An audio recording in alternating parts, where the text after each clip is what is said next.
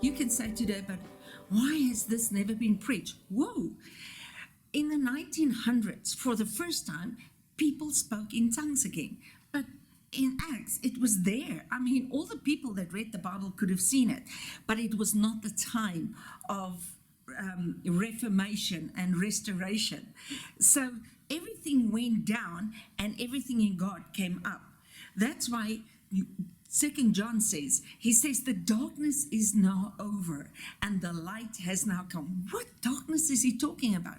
When Jesus came, he said, the true light has come. And the people that sat in darkness now saw a great light. Wow.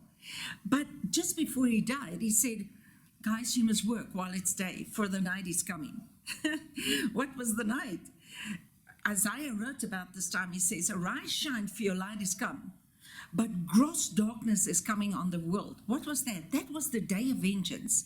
That wicked generation that crucified the Christ called on themselves. And that was the time of tribulation. Now, if you put times in the wrong places, it is totally confusing. And it really makes you religious because you don't understand what you read, but you know that God is working inside of you and you don't know where you are. So it's very, very important to understand the times of the Bible. Everything in the Bible can be applied by the Spirit, but you can't explain things in the Bible with our day history, nowadays history. No.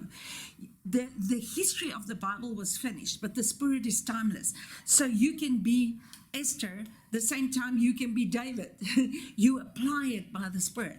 But we cannot take prophecies that was not even meant for our time and apply it to our time. We are not living there. So this brings in confusion. What is going to happen the last day is so clear. Jesus said it in John 6, 4 times in a row. I will raise you up in the last day. I will raise you up in the last day. The last days was a going down. So you cannot mix these two times. So the whole pattern after the cross changed. It was the seed planted. Mark 4 says, then there's a blade, and then there's a corn ear, and then it's the full corn, the harvest. So it is literally a pattern.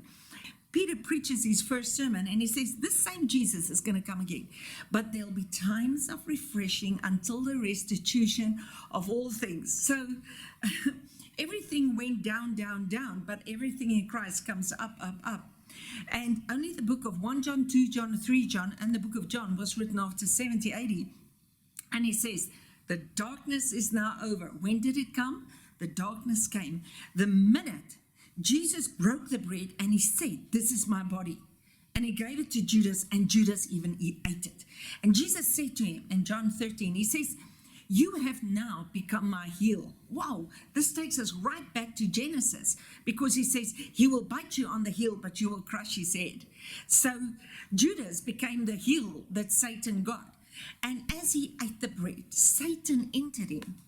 And as he went out, the Bible says, and it was night, but it was already evening. Come on. So the night broke there. It was a very dark, dark period. The 40 years from the cross to 70 AD was persecution, and it was really a dark period. It's also the incubation period of the church. And John comes in Revelation 1:9, and he says, I, your brother, in tribulation and the kingdom. You see, for the new could not come while the old is not removed. But while the old was being busy removed, the seed was germinating. Come on. And then after everything was over, John says, the darkness is now over. The light has come. Arise, shine, for your light has come. It's high time to wake out of our sleep.